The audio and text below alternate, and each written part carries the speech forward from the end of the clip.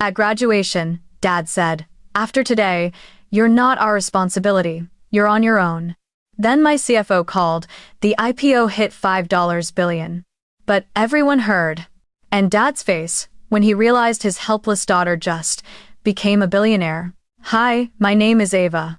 I grew up in Denver, in a beige two-story house that looked perfectly ordinary from the outside mowed lawn, a porch swing that nobody actually used, a neighborhood where kids rode their bikes until the streetlights flicked on. To anyone passing by, my family probably seemed normal, maybe even warm. But inside that house was a quiet kind of hierarchy, one that shaped every corner of my childhood. My younger sister, Sierra, was the sun everything revolved around. She was the gifted one, the star, the future of the family. And if you heard my parents talk about her long enough, you'd think the world might stop spinning if she ever stopped smiling. And then there was me, Ava, the older daughter. The one who knew how to take care of herself. The one who didn't need much. The one who somehow grew into the role of family background scenery long before I understood what that meant. It wasn't like my parents were cruel or openly dismissive. Their favoritism was quieter, smoother, the kind that hides inside excuses. Every decision they made seemed reasonable until you line them up next to each other. Sierra got dance classes, private coaches, new costumes for every recital. She got gymnastics, tennis, horseback riding, whatever caught her interest that season. Meanwhile, I got handed the same sentence over and over. "Sweetie, you're stronger. You don't need all that." She got new outfits for school. I wore whatever still fit from last year. She went to summer camps in the mountains. I stayed home to help around the house. If Sierra wanted to try something, they found the money. If I wanted anything, the answer came with a sigh and a reminder to be grateful for what you have. Even as a kid, I noticed it. I noticed how their eyes lit up when Sierra performed her ballet twirls in the living room, how they clapped like she was on the world stage. When I showed them the little games I coded on an old secondhand laptop, Dad barely looked up before muttering, "Girls shouldn't spend too much time on nerdy stuff." Mom wasn't any better. She'd smile politely, pat my shoulder, and say something like, "Honey, don't push yourself too hard. One day your husband will take care of you anyway." I remember being 8 years old, staring at her, confused by the idea that my entire future could be compressed into one man who didn't even exist yet, as if my dreams were placeholders until a stronger pair of hands showed up. Those comments weren't loud. They weren't dramatic. They came like gentle taps on the same bruise, year after year, until the skin numbed. Back then, I didn't know words like favoritism or emotional neglect. I only knew that when Sierra spoke, people listened. When Sierra cried, people rushed.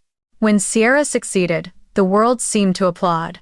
But when I did something good, aced a school test, built my first buggy little software tool, won a district math award, it was met with quiet nods or quick, distracted smiles, as if my achievements were pleasant but irrelevant, like background music you forget as soon as the next song plays. I internalized it in ways I couldn't articulate then. Sierra was the princess. I was the helper. Sierra needed to be protected. I needed to endure. Sierra deserved investment. I deserved resilience. It became the script of our household, one I didn't realize I was reading from until much later. By the time I was 10, the pattern was unshakable. At family gatherings, relatives showered Sierra with compliments. "She's stunning. She's so talented. She's going places," while I stood nearby, smiling awkwardly, waiting to be acknowledged. When they finally remembered me, it was always something like, "Ava's the reliable one," or "Ava's independent, she'll be fine." Fine. That word followed me everywhere. It became my identity. The child who was fine without attention, fine without praise, fine without encouragement, fine without help. No one realized that fine is just a polite way of saying forgotten. And yet, despite all of that, or maybe because of it, I found refuge in computers. Coding didn't care how I looked. It didn't favor Sierra. It didn't ask me to shrink myself. It rewarded curiosity, determination, the quiet kind of intelligence no one in my house ever really noticed.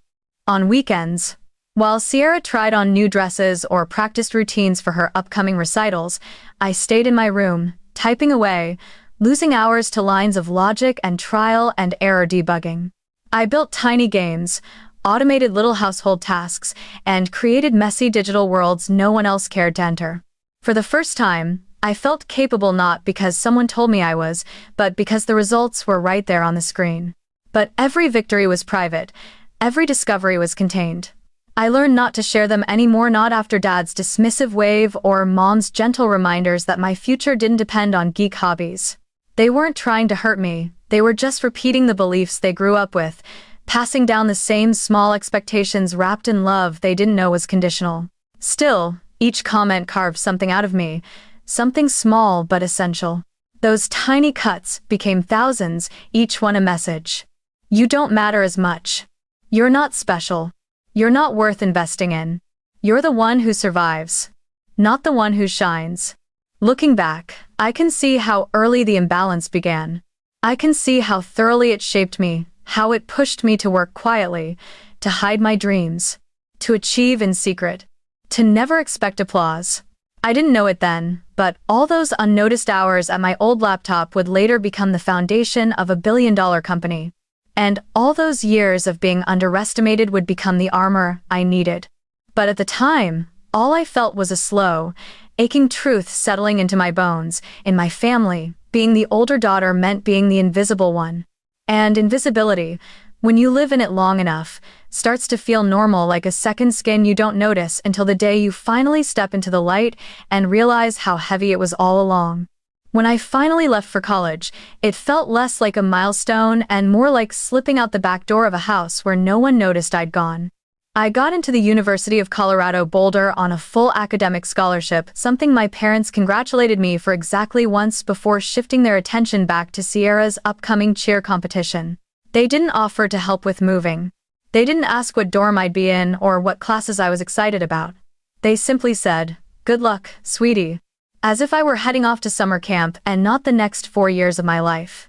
And so, I packed my own bags, printed my own documents, carried my own future on my back, and boarded a bus with a knot in my throat that I refused to name. College was supposed to feel liberating. That's what everyone said. You'll find your people. They promised. But when the first semester stacked itself into the second and then the third, what I found instead was a thin, persistent loneliness that trailed me like a shadow. Everyone else had parents who visited on weekends, who mailed care packages with cookies or handwritten notes about missing them. I watched my roommates get flowers delivered before midterms, little reminders of home meant to soften the exhaustion. I smiled for them, happy in a detached way, then went back to my desk and ate instant noodles while debugging a project that no one cared about but me. No one from my family visited, not once. In all 4 years, there was always an excuse. Work is crazy right now. Your sister has a big showcase this week. Flights are expensive. Maybe next month. But next month always dissolved into silence. And silence, I'd already learned, was a familiar language in my family, the language of everything they didn't want to bother with. I tried to bridge the gap at first. I'd call home after exams, excited to share good news. "Mom, I got the highest score in my class." "Dad," one of my professors asked if I'd consider research work. Their responses were lukewarm, distracted, short-lived. "That's nice, honey. But listen, about Sierra." And then 30 minutes of updates on my sister's social life, her achievements, her new opportunities, details they recited with the enthusiasm of reporters breaking national news. I always hung up feeling smaller than before the calls started. By sophomore year, I stopped initiating conversations. It didn't make sense to keep offering pieces of myself to people who never wanted them. But even then, the universe seemed intent on reminding me of my place. The only phone call my father made that entire year wasn't to ask how I was sleeping or eating or surviving finals. It was a clipped, awkward request that came late on a Thursday night. "Ava," he said, skipping any greeting, "do you think you could send a little money home? Things are tight right now." I remember sitting on my narrow dorm bed, staring at the faded paint on the wall, wondering if he even realized what he had just revealed, that in his mind, I existed more as a resource than as a daughter. I didn't have the heart or maybe the courage to say no. So, I sent what I could, even though it meant working extra shifts at the campus cafe that month. Work became my routine, then my refuge. I tutored programming. I fixed laptops. I freelanced. I skipped social events because time was money, and money was survival. While other students went to football games and house parties, I stayed behind in the computer lab, tapping away at code under dim, overhead lights long after the janitors had finished their rounds. I wasn't bitter, exactly. Just accustomed. Accustomed to being alone. Accustomed to carrying weight no one saw. But in that isolation, something unexpected took root. One night past midnight, the campus almost silent, I started building a tiny tool to help local delivery drivers map out faster routes around Boulder. It was simple, messy, full of bugs. But it worked. And suddenly, a small spark lit up my tired brain. If I could solve one problem, maybe I could solve more. If I could build something that worked for one person, maybe I could build something that helped 100, or 1,000, or more. I didn't know it then, but that small, unpolished program was the seed that would eventually grow into Root Nova. At the time, it was just something I tinkered with to make a little extra income. I posted it quietly on an online forum for independent couriers. A few people downloaded it. Then a few dozen. Some even paid for upgraded features. I reinvested every dollar into improving it, line by line, night after night. It became my secret world, a place where the rules made sense, where effort turned into results, and where no one could tell me I wasn't enough. Meanwhile, college events came and went without my family.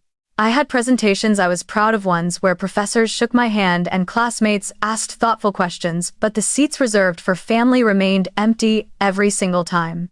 I pretended it didn't matter. I pretended it was normal. I pretended I didn't scan the crowd, hoping for faces I already knew wouldn't be there. On my birthdays, I bought myself a slice of grocery store cake or boiled instant noodles, lit a candle I found in the back of a drawer, and made quiet wishes that felt more like apologies. Sorry you're alone. Sorry you still hope they might show up. Sorry you care. By my senior year, the acknowledgement of my aloneness had stopped stinging. It had settled into something deeper, something steadier, an acceptance that I could rely on no one but myself. And strangely, that acceptance didn't break me. It built me, it made me disciplined. It made me resourceful. It made me relentless. While Sierra was getting applause and attention back home, I was slowly constructing the scaffolding of a future no one saw coming. By the middle of my sophomore year, the tiny route mapping tool I had built late one night had already grown into something bigger than I ever expected. What started as a side project to earn an extra $50 here and there had quietly transformed into the early skeleton of what would eventually become Root Nova, a system that used real-time data, traffic patterns, and adaptive algorithms to optimize delivery routes for small businesses. It wasn't flashy, and it wasn't perfect, but it worked. And more importantly, it mattered to the people using it. One courier emailed me to say the app saved him nearly an hour a day. Another said it helped him keep his job. Messages like that lit something inside me, something warm and grounding, something I'd never felt in the shadow of my family's expectations. It was the feeling of being useful, not as a placeholder, not as a helper, not as the forgotten older sister who never needed anything, but as someone building something meaningful. I spent every spare moment buried in my laptop, often working until my vision blurred and the sun started leaking through the blinds of my dorm room. Nights had a rhythm, quiet breathing from my sleeping roommate, the soft hum of my aging computer, the occasional sound of campus parties drifting through the window like reminders of a world I wasn't part of. I didn't mind. I liked the solitude. I liked the challenge. I liked watching lines of code turn into something living, something functional, something that people depended on. The more traction Root Nova got, the more obsessed I became with making it better. I rewrote entire components, integrated live GPS tracking, built dashboards, learned about cloud servers, taught myself design principles from scratch. I drank cheap coffee, skipped meals without noticing, and lived inside my screen because the world outside it had never really made room for me anyway. Of course, I tried to share this part of my life with my family once. I made the mistake of mentioning Root Nova on a call home, hoping they might be proud. Instead, The reaction was so predictably cutting that it almost felt rehearsed. Dad snorted under his breath before saying, "Programming? Seriously, Ava? You think tapping on a computer is going to feed you?" Mom chimed in with a sigh, the kind she reserved for moments she believed were teachable. "Sweetie, your sister just got a guaranteed internship at one of the top PR firms in the state. She's already networking with executives. You should think about something more stable, something more normal." And Sierra, always eager for an audience, added, "Yeah, Ava. Who's going to use some random app you made?" They didn't say it to be cruel, they said it because they couldn't imagine me succeeding in any world where Sierra wasn't leading the way. They believed in her so completely that they couldn't see anyone else, especially not me. That conversation was the last time I mentioned Root Nova to them.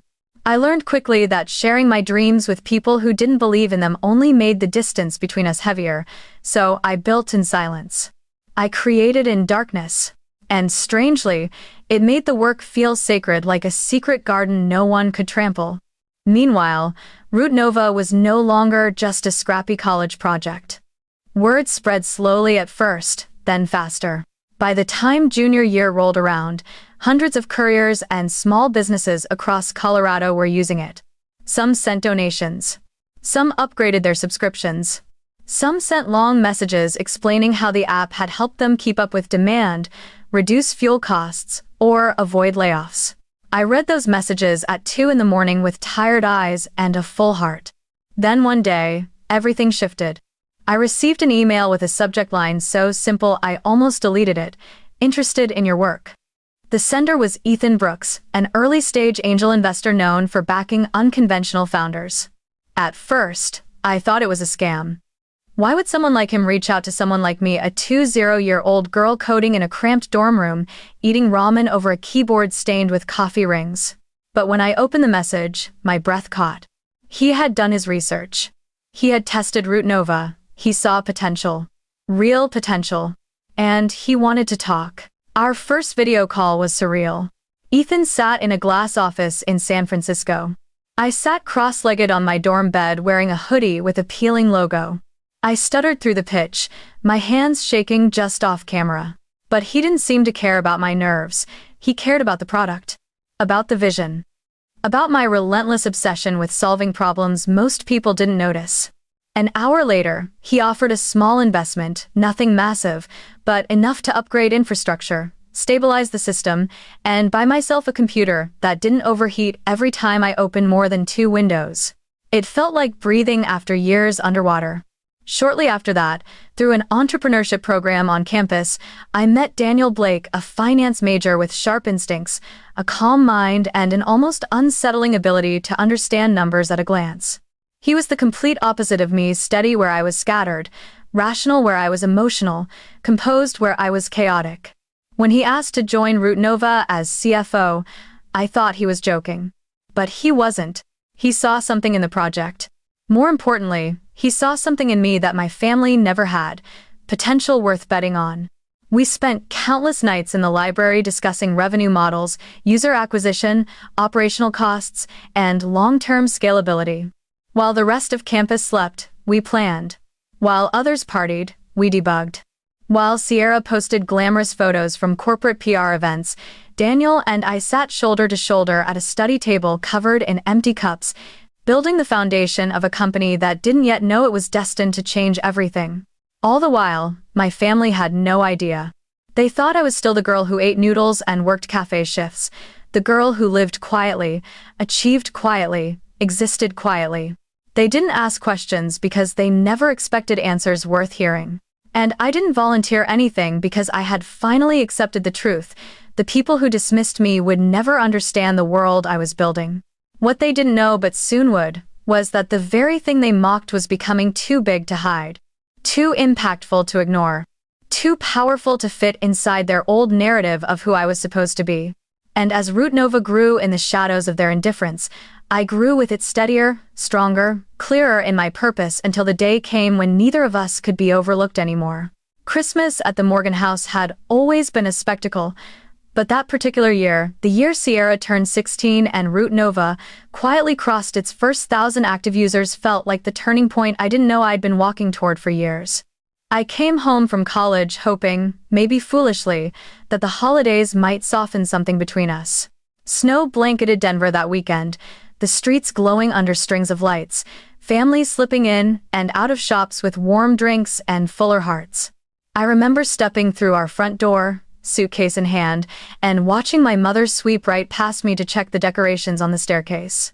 Dad barely glanced up before asking, "Did you remember to take your shoes off?" It was the kind of greeting that didn't wound anymore. It simply confirmed what I already knew. My absence and my presence carried the same weight in this house. They were busy preparing for Sierra's Christmas party, which wasn't so much a gathering as it was a full-blown production. My parents had spent nearly $8,000 on the event, a figure I overheard casually mentioned while they arranged centerpieces and compared invoices. There would be catering, live music, rented lighting, customized party favors, and a champagne toast planned for midnight. "It's her big year," Mom said, smoothing Sierra's hair while I stood in the doorway unseen. "She deserves to celebrate in style." The irony, of course, was that Sierra was already drowning in celebrations: her PR company internship, her high school awards, her endless stream of accomplishments. But in my family, Sierra's wins were always treated as communal victories. Her triumphs meant something for all of them. My wins? They lived in silence, tucked between unacknowledged milestones and unanswered text messages. I had brought gifts, nothing extravagant, nothing that could compete with the luxury items accumulating under the tree, but thoughtful things I had chosen with intention. A wool scarf for Mom in her favorite shade of blue, a leather-bound journal for Dad, and a delicate necklace for Sierra that I'd saved up for during my tutoring shifts. I handed the packages to my parents with a small, hopeful smile. "Thank you, honey," Mom said without looking at them, placing the gifts on a table already cluttered with party supplies. Dad didn't say much at all, and the gifts stayed there untouched, unopened, unnoticed as the night unfolded. The party was loud and lavish, filled with people who adored Sierra the way my parents did. She glowed under the attention, her laughter spilling across the room like music. When she stepped outside with our dad, the crowd followed, buzzing with anticipation. I stood near the kitchen doorway, half hidden behind a cluster of guests. When he handed her a small box, Sierra's shriek cut through the cold air before she even lifted the lid. Inside were the keys to a brand new car, a shiny cherry red SUV waiting in the driveway, wrapped with a massive gold bow. The guests cheered. Mom cried. Dad puffed his chest with pride. Sierra leaped into his arms, and they spun like some perfect holiday commercial. No one looked in my direction. Not even for a second. I don't know why I stayed. Maybe habit. Maybe hope. Maybe because part of me still wanted to believe that one day they would see me. But instead, as the music grew louder and the chatter sharper, I was handed a stack of dishes and asked to help clean up. "Ava, can you just take care of this?" Mom said while adjusting her dress. "You're always so responsible." Responsible. Another one of those words they use like praise, even though it always felt like a chain. I washed dishes for 2 hours, hands submerged in hot, greasy water, while Sierra posed for photos in front of her new car. The moment that finally cracked something inside me happened near the end of the night. Dad stood in the center of the living room, glass raised high, guests gathered around him. He launched into a speech about how proud he was of Sierra, how dedicated she was, how she was destined for greatness, how she was the family's shining star. Someone nudged him, teasing, "What about Ava?" And he laughed. Not maliciously, not dramatically. Just casually, the way someone laughs at a harmless joke. "Ava's not really the ambitious type," he said, waving his hand dismissively. "She's doing fine in her own way, but she's not like Sierra. So don't expect the same kind of success from her." The room chuckled politely. I smiled too, because what else do you do when your father publicly dismisses your entire existence? But inside, something splintered. It wasn't one big break, but the accumulation of hundreds of tiny fractures finally giving way. A lifetime of being overlooked, minimized, underestimated, the weight of it all finally collapsed inward. Later that night, long after the guests had left and the house had grown quiet again, I walked into the living room. My gifts were still on the table, still unopened, still forgotten. The lights from the Christmas tree cast soft reflections on them, making them look strangely small, like symbols of a love that had nowhere to land. I picked up my coat, grabbed my bag, and slipped out without saying goodbye. Snow crunching beneath my boots, breath clouding in the cold air, I felt more alone than I had in years, but also, for the first time, aware of a new kind of clarity settling in my chest. When I reached my dorm room hours later, I didn't cry. I didn't call anyone. I simply opened my notebook. The same one where I scribbled ideas for Route Nova and wrote a single sentence across the top of a blank page. I will build a life they can never diminish, control, or take credit for. And for the first time, I believed it. Graduation morning arrived with the kind of sharp, bright Colorado sunlight that makes everything look cleaner than it really is. I woke up early in my small off-campus apartment, taking a quiet moment to breathe in the reality of it. 4 years of surviving, studying, coding until dawn, building a company in silence, and somehow holding myself together. It had all led here. I thought, briefly, about the version of me who first stepped foot on campus, young and hopeful and still believing that someday my family might show up for me in the ways that mattered. But hope can be a fragile thing, and after years of disappointment, mine had shrunk into something thin, almost weightless. Still, part of me wanted this day to feel different. Maybe not perfect, but peaceful, meaningful, a small celebration of everything I'd fought for. When the ceremony began, students in blue caps and gowns filled the stadium like a sea of shimmering color. Parents waved signs. Small children screamed with excitement. Professors lined the stage, each face glowing with pride for their students. Everywhere around me, people were hugging, laughing, crying. It felt like another world, one I admired from a distance but never quite belonged to. My family, unsurprisingly, arrived late. Not fashionably late, not traffic was bad late. Just late in the exact way they always were when it came to me, an afterthought, something to pencil in between more important obligations. I spotted them from far away, Mom adjusting her hair in her phone camera, Dad frowning at the brightness, and Sierra, of course, posing dramatically in her white dress as if she were the one graduating. I walked toward them slowly, reminding myself not to expect anything, not even a smile. Finally, Mom whispered as I approached, not bothering to hug me. "We've been waiting forever." They had arrived 3 minutes earlier. Before I could respond, Sierra shoved her designer purse into my arms. "Hold this for me? And Dad's coat too. My outfit has to look clean for the photos." Dad added his blazer onto the pile without hesitation, like handing his belongings to a personal assistant. I stood there in my cap and gown, holding coats, holding bags, holding weight I never asked for, while Sierra practiced her poses against the stadium steps. "Can we take at least one photo together?" I asked quietly. My voice barely reached my own ears. "In a minute," Mom said, eyes glued to Sierra. "Your sister needs individual shots first. This is a big day for her too, don't be selfish." That was the moment something tightened in my chest. Not a snap, not yet, just a pulling. Like a rope pulled too far for too long. Sierra wasn't graduating. She hadn't stepped foot on this campus except to take Instagram pictures. But somehow, in the logic of my family, today was still about her. When they finally took a photo with me, it lasted all of 7 seconds. Dad didn't look at the camera. Mom looked like she was posing with a stranger. Sierra barely touched my arm. Then it was over. I handed their belongings back without a word. The ceremony was about to start, and I needed to be in line.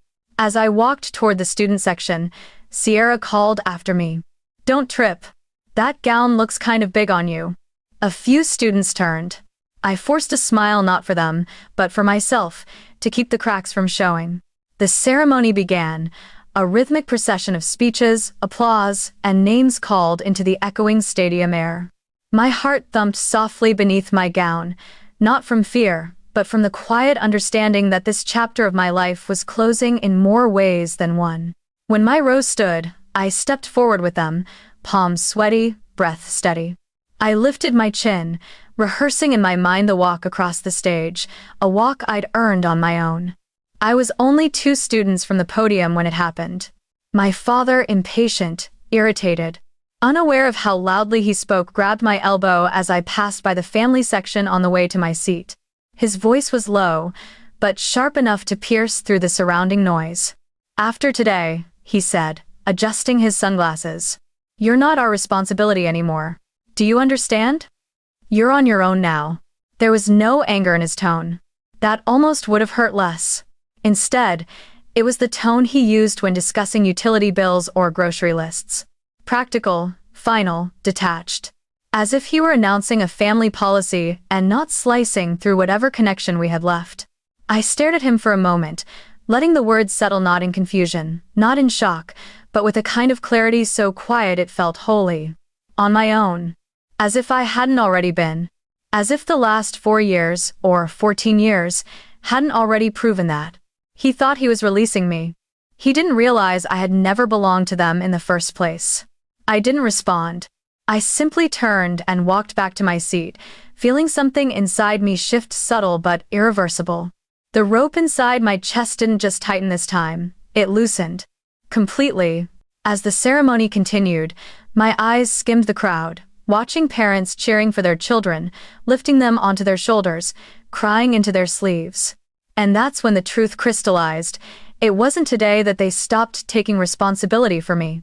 They had never taken responsibility at all, not for my happiness, my safety, my dreams, or my heart. They didn't raise me. They managed me. And when managing me became inconvenient, they let the silence do the work for them. Not after today. I whispered to myself as my name was called, and I stepped onto the stage. It was never today. It was never any day. I took my diploma, smiled at the cameras, and walked across the stage with a peace I had never felt before. It wasn't pride. It wasn't victory. It was release, the soft, steady realization that I owed them nothing. Not explanations, not apologies, not pieces of myself carved into shapes that fit their expectations. This was the day they believed they were freeing themselves from me. But this was the day I freed myself from them. The ceremony was nearing its peak when my phone buzzed inside the pocket of my gown. At first, I ignored it. Nobody important ever called me during moments like this, and certainly not my family. But then it vibrated again, then a third time, insistent enough that I finally glanced down at the screen. Daniel Blake. My CFO. My closest collaborator. The person who had believed in Root Nova before the world even knew it existed. He never called without reason. Not on a day like this. I hesitated only a second before swiping to answer, shielding the phone near my shoulder. "Daniel?" "I'm at graduation," I whispered. There was a pause, a charged, breathless pause, before his voice came through, bright and trembling with disbelief. "Ava, we hit it." My heart kicked once hard.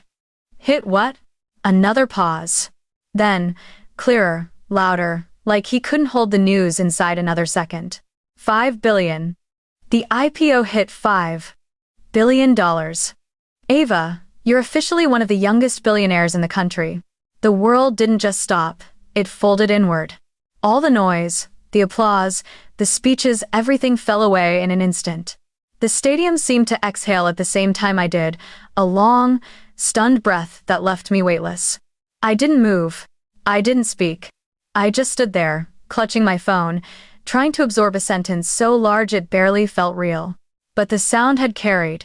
People around me, students in line, faculty waiting on the sidelines, parents seated nearby had turned. Some stared openly. Some gasped. A professor actually dropped his program onto the bleachers. A girl in front of me muttered, "Did she just say $5 billion?" And then, from behind me, the exact voices I least wanted to hear, my parents reacted as if the ground had just tilted under their feet. I heard my mother's sharp inhale first, like someone had punched the air out of her. Then my father's voice, low and cracking. $5 billion. He sounded like the word itself betrayed him, like it had torn through everything he thought he understood about me. I turned slowly, and what I saw made something inside me settle with a final, irreversible click. My father's face, usually stone-solid, stern, unshakable, had gone pale. Not embarrassed. Not confused. Pale, like someone had dragged a curtain across all the color he once carried. His mouth hung slightly open, and for a moment, he looked older, smaller, almost fragile. My mother beside him was frozen mid-step, one hand clutching Sierra's arm as though she needed something to steady herself. And Sierra, beautiful, effortless. Sierra stared at me with wide, disbelieving eyes. "What?" she blurted out, voice cracking louder than she intended. "Ava? You?" The way she said it wasn't just surprise. It was disbelief. It was insult. It was the sound of someone whose entire worldview had just been set on fire. I put the phone down at my side, ending the call with Daniel after giving him a quiet, trembling thank you. And then I faced them fully. My father stepped toward me, each movement jerky, as if he were learning to walk for the first time. "Honey, why didn't you?" He swallowed hard, eyes darting to the people around him. "Why didn't you tell us? Why didn't you tell your parents?" It was the question of a man who suddenly realized he had miscalculated something monumental. Not a loving question, not a proud one. A question rooted in panic that he no longer understood his place in this hierarchy he believed he controlled. I let the silence stretch, let him stand there in the echo of his own disbelief. And then, softly but without hesitation, I answered. "You never asked." The words were simple, but they landed like a verdict. My father flinched, not visibly enough for anyone else to notice, but enough that I felt it, enough that he felt it. My mother's lips parted, but no sound came out. Sierra looked from me to them, and back again, like she was waiting for someone to restore the universe to the version she recognized. But nothing snapped back into place. Nothing went back to normal. Because this me, standing here, carrying the weight of a company valued at billions was what normal had always been missing. I watched my father struggle for something to say, something to reclaim control, something to pull me back into the small, tidy box he had always kept me in. "Ava, this is unbelievable. I mean, why didn't you trust us? Why didn't you share this with your family?" The hypocrisy in the question hit me harder than the words themselves. Trust us. Share with your family. As if trust had ever flowed both ways, as if sharing had ever been safe. As if family had ever meant anything other than fulfilling expectations built for someone else. I took a slow breath, because every time I tried to share anything, I said quietly, you dismissed it. Or mocked it, or compared me to Sierra, or told me I was wasting my time. I let my gaze move across all three of them. You never wanted to know what I was building. You only want to know now, because it's worth money. A murmur passed through the rows behind them, students, nudging each other. Glancing between us with the kind of electricity that only comes from watching a truth that has been buried for years finally claw its way to the surface. My mother stepped forward, attempting a smile that didn't reach her eyes. "Ava, honey, you're misunderstanding. We always supported you." I held her gaze, steady and unblinking. "No, you supported the idea of me. The version that didn't make waves. The version that wasn't a threat. The version that stayed in the background so Sierra could shine." Sierra scoffed, crossing her arms. "Oh my God, Ava, seriously? Don't make this some drama moment. You made an app. Cool, but billions? That's just how." Her disbelief was almost comical. As if the universe had a rule, Sierra ascends, and Ava stays grounded. Anything else felt offensive to her. But I didn't owe her explanations. So I simply said, hard work. And no one undermining me. For the first time in my life, Sierra had no comeback. The speaker on stage called the next set of students. Applause rose. Life continued, but everything between me and my family had stopped, suspended in the heavy air between us. In that silence, in that moment suspended in time, I realized something profound. They weren't shocked that I succeeded. They were shocked that I succeeded without them. Without their permission. Without their approval. Without their validation. They weren't losing a daughter. They were losing control. And I finally, fully felt free. The ceremony ended in a rush of applause, confetti cannons, and camera flashes. Graduates spilled into the walkways like a tide of blue gowns, hugging, crying, shouting each other's names. But for me, everything felt strangely suspended, as if I were watching from behind an invisible barrier. My mind replayed Daniel's words, $5 billion, one of the youngest billionaires in the country in a slow, unreal loop. My body moved through the crowd almost automatically, diploma clutched in one hand, the other brushing away people congratulating me without fully hearing them. I saw my family waiting off to the side near a row of blooming cherry trees, looking painfully out of place. They weren't celebrating. They weren't smiling. They were waiting. For me, for the first time in my life. My father broke from the group the moment he spotted me. "Ava, sweetheart," he said quickly, almost breathless, as if the word itself felt foreign in his mouth but necessary now. "Come here for a second. Let's talk privately." He guided me a few feet away, behind one of the trees, lowering his voice as if discussing something confidential, something delicate. His sunglasses reflected the stadium lights, but I could still see the tightness around his eyes, the tension of a man calculating rather than relating.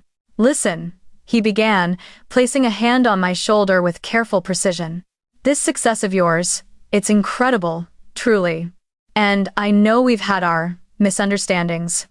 But you're still family, and family looks after each other." He paused, searching my face for agreement. "With everything you have now, maybe it's time to consider helping us out a bit. Things have been tough financially.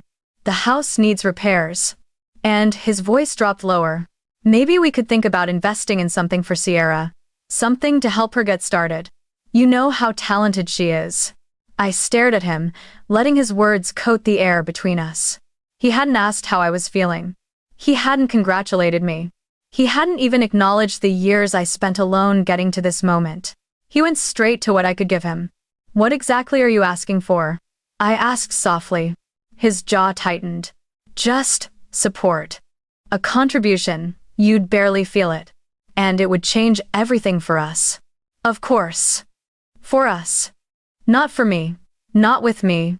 For them."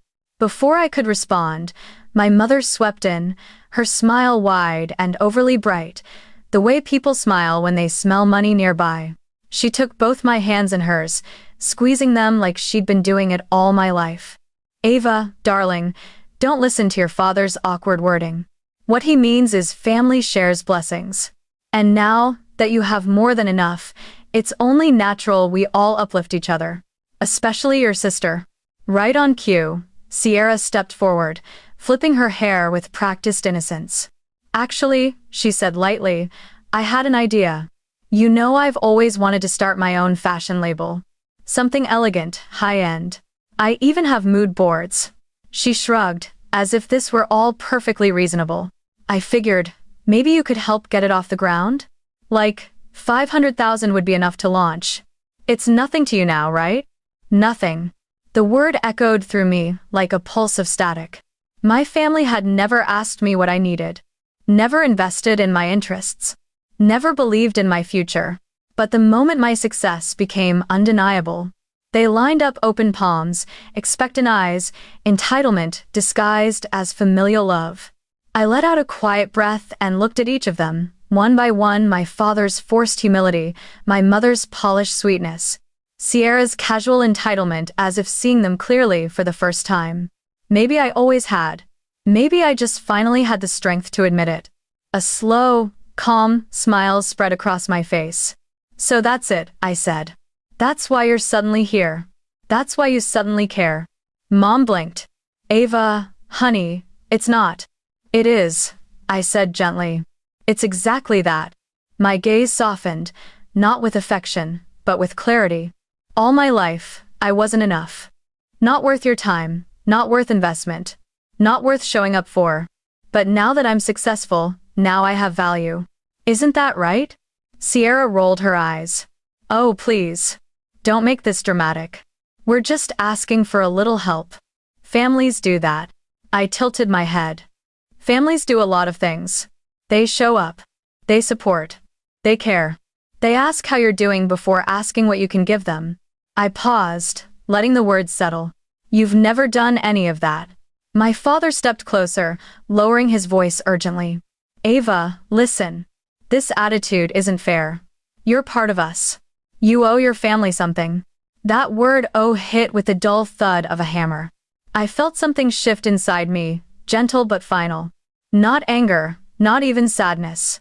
Just a deep acceptance of the truth. I didn't owe them anything. I never had. I slipped my hands from my mother's grip, took one step back, then another. I'm happy you came today, I said quietly, but not for the reasons you think. I needed this. I needed to see exactly who you are and who I'm not anymore. One, as it Lee, done follow dog. Dad's voice cracked. Ava, don't walk away from your family. I smiled soft, serene, genuinely light for the first time in years. I'm not walking away, I said. I'm finally walking toward myself. Their faces shock, disbelief, insult, desperation blurred into the background as I turned and walked through the crowd, diploma in one hand, my phone still warm from the call that changed everything in the other. The further I stepped from them, the lighter I felt, as if each footfall removed a stone I'd been carrying my entire life. And when I reached the edge of the stadium, where sunlight spilled across the pavement and the breeze lifted the edge of my gown, I realized something stunning. This wasn't the beginning of my independence.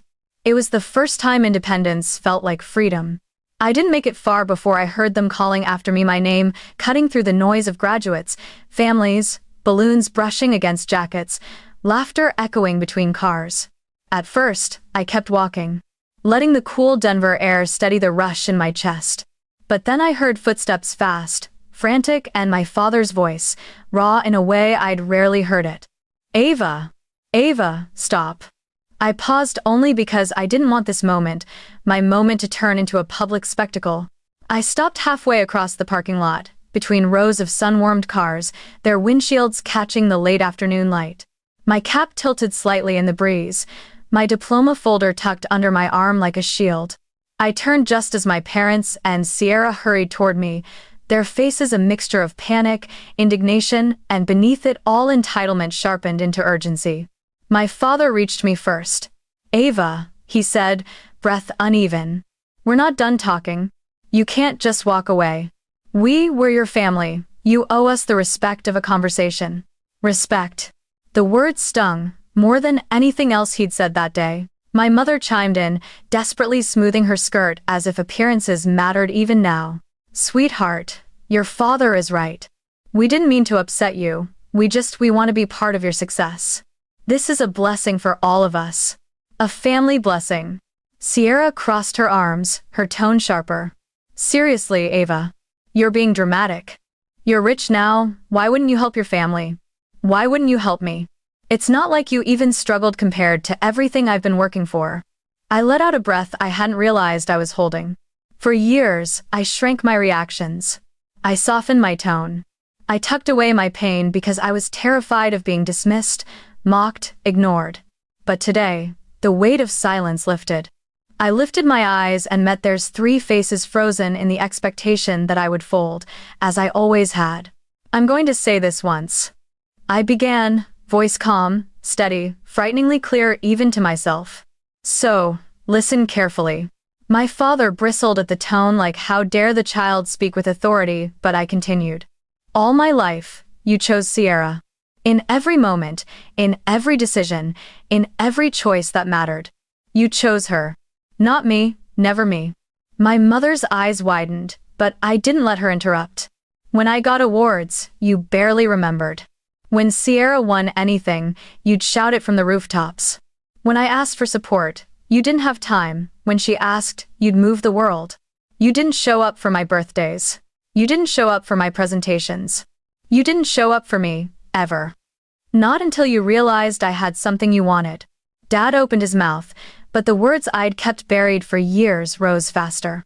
You say family shares blessings, but you never shared anything with me except expectations and disappointment. You say family lifts each other up, but you stepped on me to lift Sierra higher. You say I owe you loyalty, but you never earned mine. Sierra scoffed. Oh my God, Ava, you're rewriting history. I'm stating it for the first time, I said quietly. And she fell silent. My father stepped closer, fury and panic warring in his expression. Ava, we are your family, he shouted, loud enough that two people walking by flinched.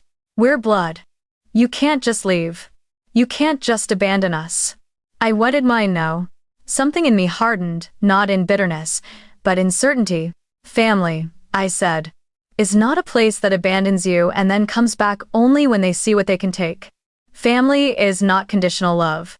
Family is not silent when you need them and loud when they need you. Family is not a hierarchy where one child gets everything and the other gets scraps. I took one more step back, feeling the sun warm my face. Family is where you feel safe, seen, valued. And I have never felt any of those things with you. Mom shook her head violently, tears forming in her eyes. Ava, please, don't do this. We made mistakes we didn't realize. You didn't want to realize, I corrected gently. Because seeing me would have meant admitting you were wrong about me. And about Sierra. And about what love is supposed to look like. My father's voice dropped, trembling with anger he could no longer contain. Everything we did was for this family. For you two girls. Don't you dare turn this into some kind of betrayal. But the irony was sharp, almost laughable. I looked at him steadily. The only betrayal was expecting me to stay small so Sierra could stay big. Silence stretched across the parking lot, heavy and absolute. Sierra threw her hands up. Whatever, you're just jealous I've always been the favorite. Her honesty was almost refreshing. I nodded slowly. Yes, Sierra. You were the favorite. Congratulations. Pretty things, but one day, would. Her smirk faltered at my tone because it held no envy, no bitterness. Only truth. Then I turned to my father. The man whose approval I once chased like oxygen. I needed you, I said softly. For years. But you only needed me when I became useful. He flinched again. I'm done being useful. His voice broke. Ava. Don't do this. We're family. I reached into my bag, pulling out my car keys, the metal warm from the walk. I pressed the unlock button. My car beeped somewhere across the lot. Then I said the words that had been building for years. Family isn't where you're born, it's where you are loved. My mother's tears fell, my father's face crumpled. Sierra looked furious and confused, unable to comprehend a world where she wasn't the center of it. I stepped back, letting them absorb the truth. You didn't choose me, I said softly. So today, I'm choosing myself. It was Reforma's not first eyes. And without waiting for a response, without giving them one more chance to twist the narrative, I turned, opened my car door, and got inside. Their voices rose behind me, pleading, angry, desperate, but for the first time, they sounded very, very far away. I put the car in reverse, glanced once in the rearview mirror, and watched the three of them shrink into silhouettes against the stadium. As I pulled onto the road, a strange, peaceful quiet filled my chest. Leaving them didn't break me. It freed me. Leaving Denver felt less like moving and more like shedding an old skin, one that had grown too tight, too heavy, too suffocating to keep wearing. New York wasn't a dream I'd planned for. It was a dream that grew out of necessity. Out of the need to be somewhere loud enough to drown out old echoes and bright enough to make space for new beginnings. When my flight landed at JFK, and I stepped onto the terminal floor for the first time, the air smelled like ambition and possibility and a kind of solitude that didn't hurt. I took a breath, long and slow, letting it fill every place inside me that used to ache. I rented a small one-bedroom apartment on the Upper West Side. It wasn't luxurious by any stretch in this city. Cozy was a polite word for cramped, and character meant the radiators hissed and clanked like ghosts with opinions, but it was mine. Every inch of it. The chipped windowsill where sunlight pooled each morning. The tiny kitchen counter where I lined up mismatched mugs. The soft rug I bought on a whim because the color made me feel calm. For the first time in my life, I lived in a place that didn't demand anything of me. No expectations. No comparisons. No shadows. Just space, finally, space to breathe. The first week in New York was a quiet one. I walked the streets alone, watched dogs run across Central Park, sat on benches, and listened to the distant hum of subway trains. I was relearning what it meant to exist without bracing for impact, without looking over my shoulder for criticism, without shrinking myself to survive a room. Healing wasn't loud or dramatic, it was slow, almost invisible, like a bruise fading beneath the skin. Meanwhile, Route Nova was blooming faster than any of us had predicted. The IPO announcement had lit a spark in the tech world, drawing investors, journalists, and small businesses alike to our mission. We'd built the company with the intention of giving small transporters and independent couriers the kind of tools major corporations took for granted, and now we were helping hundreds of them cut costs, survive economic strain, and grow. Every time a business owner sent a thank you message saying Root Nova saved their livelihood or kept their doors open, something inside me steadied, something softened. My work mattered not because it made headlines, but because it made a difference. Daniel, now running our New York office, insisted I stop by regularly, not because he needed oversight, but because he wanted me to feel part of the machinery I had built. One morning, he brought in a stack of news articles highlighting my journey, youngest female tech founder behind game-changing logistics software, but I could barely look at them. I wasn't used to being seen in this way. Being visible was a new muscle, one that trembled every time I tried to flex it. "You know," Daniel said quietly one afternoon, leaning back in his chair, "you're becoming something important to people. Especially to women in tech. They're watching you. They're learning from you. You're giving them permission to exist loudly." I didn't know how to answer that. But part of me warmed at the idea that the invisible girl from Denver had somehow become a lighthouse for others. That warmth carried me somewhere unexpected, a support group for young women who had grown up overlooked, dismissed, or emotionally sidelined by their families. The room was tucked inside a local nonprofit center, no bigger than a classroom with mismatched chairs and a circle that felt more sacred than structured. I didn't speak the first week. I barely breathed.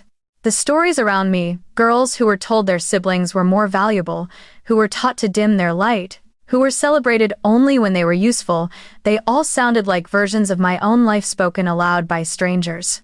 And yet, when one girl shared that she'd broken down at work because she couldn't bear another moment of feeling unseen, the entire room murmured in recognition.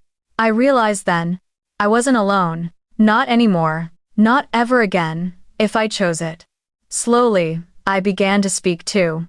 Tentatively at first, then more steadily. They listened, truly listened in a way my family never had.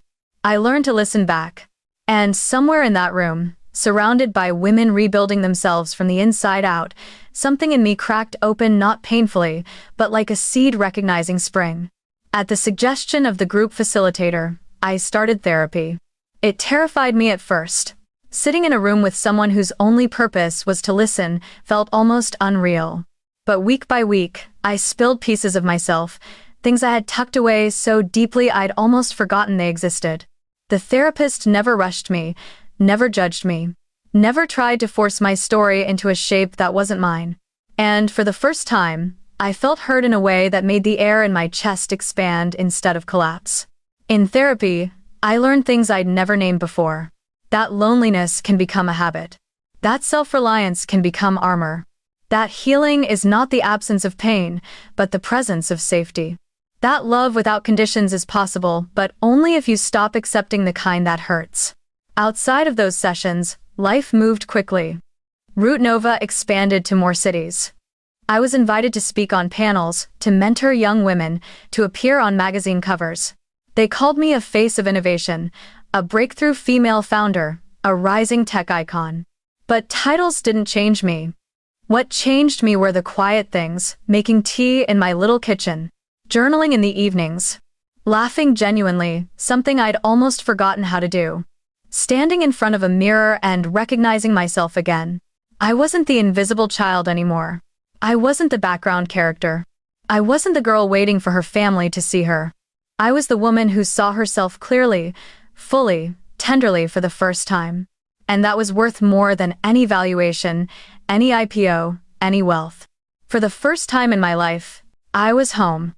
It happened on an ordinary Tuesday morning, one of those soft, pale New York mornings where the sky looks washed in silver and the city hums like a distant engine turning over. I woke early, made coffee in my tiny kitchen, and opened my laptop to prepare for a Root Nova board meeting. I wasn't expecting anything unusual, certainly not anything personal. But there it was sitting at the top of my inbox, an email from my father. The subject line read, "Ava, please read this." For a moment, I just stared at it. My mouth went dry. My hands hovered over the keyboard. I didn't know if I wanted to click. I didn't know if I wanted to care. But eventually, curiosity or closure, maybe both, guided my fingers. I opened it. The email was long. Too long.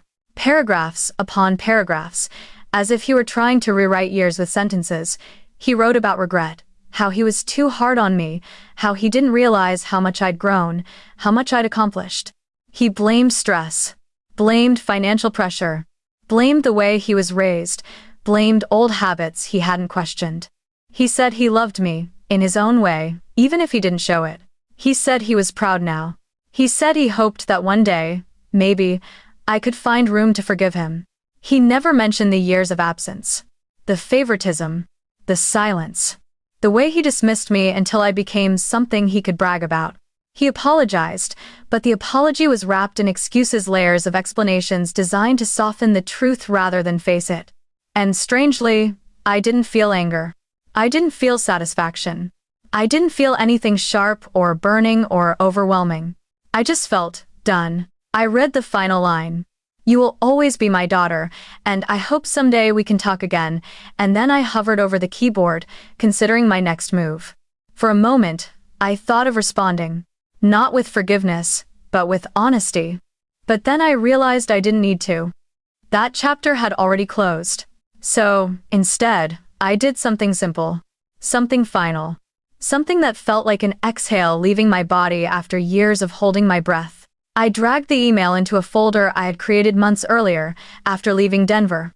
The folder was labeled closed. And I didn't open it again. That evening, after a long day at the office, I went up to the rooftop of my apartment building. It had become my sanctuary, an open space above the noise. Above the memories, above the weight I used to carry.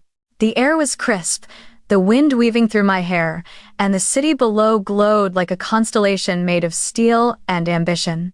I leaned against the railing, staring out at the skyline. Towers of light stretched into the horizon, each one a testament to millions of people reinventing themselves every day. Reinvention, I realized, wasn't destruction. It was reclamation.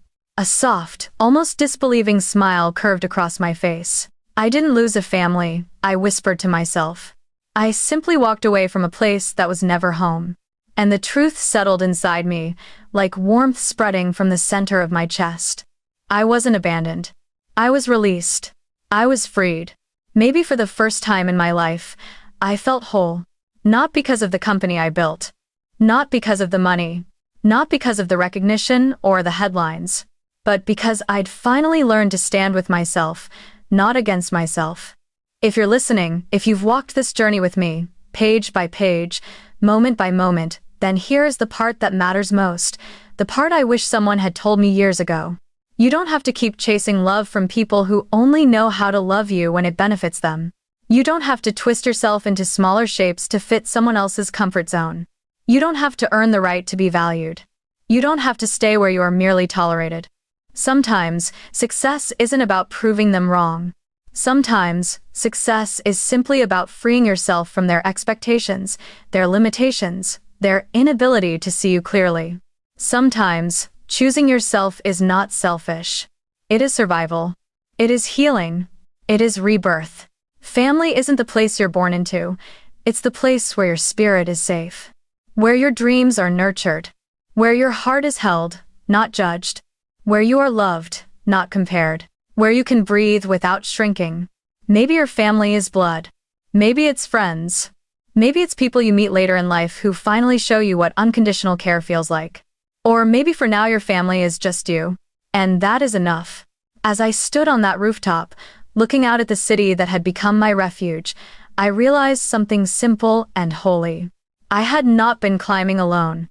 I had been growing toward myself. And the woman I had become, the one who refused to be invisible, who built her own path, who chose healing over hurt, was the family I had been searching for all along.